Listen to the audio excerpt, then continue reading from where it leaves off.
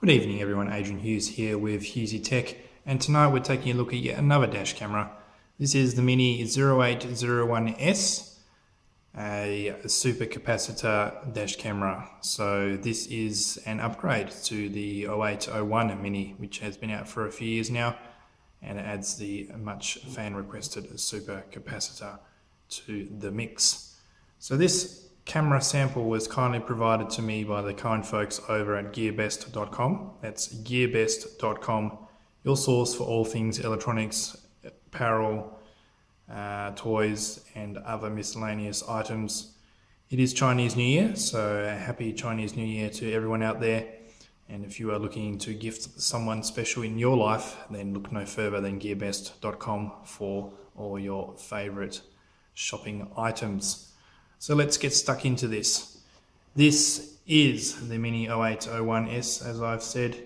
It has an Omnivision OV2710 sensor, and a first for me here on the channel. This is not a Novatech chipset, but it is the MSC8328P Mstar chipset. So it'll be interesting to see how this camera performs with the Mstar chipset.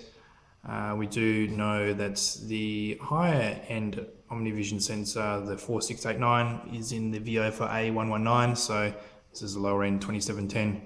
Will be interesting to see how that fares in image quality. So as always, we do have the 1080p at 30 frames per second support. This is a 100-degree wide field of view. We have the usual suspects on board, such as a G sensor, HDR, motion detection, all of that. And we do have a quick rundown of the specs on the side. So if we just have a look here, you can see it's the Mini 0801S. And first for me on the channel, this does have a GPS tracker. So that'll be good to see the timestamp and speed printed on the dashcam videos taken with this particular camera. This does have a 1.5-inch TFT LCD screen, and it records its videos in H.264 format, so .mov Apple style videos. It does support micro SD cards up to 64 gigs, and we do have, as I said, the GPS logger. So if we take a look around the box, nothing too special, just a repeat of the functions of the camera itself. And we will just take a look inside. We have the user guide here in English, so just a brief spiel of the functions, menu, whatnot, and the functionality of the camera itself. So we do have the camera in here, padded nicely with a bit of styrofoam, so we'll get to that in a second. Let's just have a quick look. We can mosey in and see what is inside the box itself. So this is the first of the boxes to be opened. There's quite a lot of gear in here. So this is the cleaning cloth to apply the particular camera to your dashboard. There we have a, what is it? A micro USB to USB able cable here. Put that aside. We have the adhesive here, so 2 sets of adhesive for the camera itself. It's not 3M branded, well, it doesn't say so on the product itself, so as you can see it's not really 3M branded, as a lot of dashcam manufacturers like to say it is, but it isn't. We do have clips here, some mounting clips, which is always a good sign to see, and props to the manufacturer here for including them. Always handy and always needed. This is the GPS bracket, so this will slide into the camera itself and then just mount it up on your windshield. So that's the first of the boxes down, and we shall take a look at the main box in here. Just find an opening. Here we go. So this is the charger for the dashcam. You can see a standard proprietary car charger for the dash cam with a, as you can see there, a micro USB. This is not a mini, this is not a mini USB cable, it's a micro USB, which I haven't seen on many dash cams, but an all-in-one design here. This is not a detachable one, so that is a bit of a bummer to see. It's always nice to have a detachable one, but sadly not in this case here.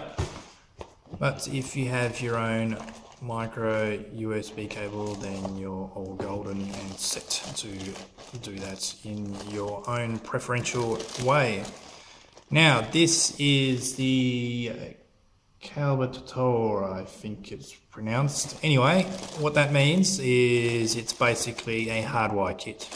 So, if you have the know-how and you are willing to fiddle around with your fuse box in your vehicle, this is the hardwire that you can use those, obviously the cables here, to connect to the appropriate fuses in your fuse box, which won't draw from essential power circuits and which will in turn won't drain your car battery. So this will allow your dash cam to record footage after your car's ignition is turned off. Say if you're at home or in a shopping centre car park or whatnot, and it will automatically turn off the dash cam when the car battery voltage drops below a certain level. So this is rated at 12 to 30 volts. Hang on. This protection, here we go, is 11.5 volts for car and 23.5 volts for truck, which, I don't know, I'm not too cluey on the whole hardwiring system, but I was of the impression that anything lower than 12.2 was probably pushing it, but we'll have to see about that. Now we'll just take this apart here, and we are greeted with the Mini 0801S itself. So there is the image sensor there, the Omnivision 2710. This is where the GPS brackets will slide in and allow mounting. And we'll just take a quick look at the anatomy of the camera itself. So we have the power on, off button, menu keys, OK button, which will obviously switch between different modes, still camera mode, video recording, pause recording, and obviously you have the buttons to turn the mic on and off. We have micro HDMI, so you can hook it up to your TV or other HDMI enabled device. The micro SD card slot, the all-important micro SD card slot for retaining your memory card for obviously recording all this dash cam footage.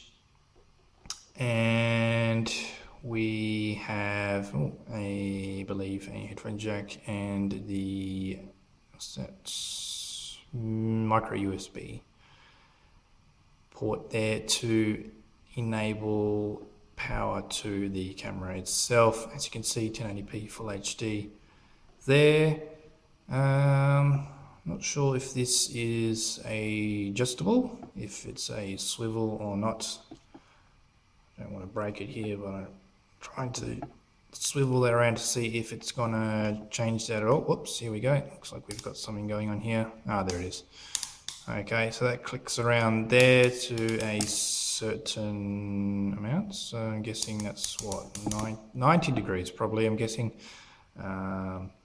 So obviously when you have the GPS bracket mounted there, which does have the adhesive, and it will stick to your car windshield, and obviously you can rotate it. If it's stuck like that, we'll see 90 degrees to the direction of heaven or the direction of hell. So be very interesting to see how this camera performs. I'll have all the dash cam sample footage up for you very soon, along with a full written review over at Dashcam Talk forums. Once again, a very big thank you to the folks over at GearBest. Can't fault them on anything. I've bought a lot of stuff from them and continue to keep doing so, because I can't help myself when it comes to online shopping and the cheap stuff that comes out of China that is quite reliable. So I've gotten lots of things over there: vacuum cleaners, supplies of vacuum cleaners, Xiaomi stuff, earphones, first dash cam, a couple of other things to do with dash cams. Yep.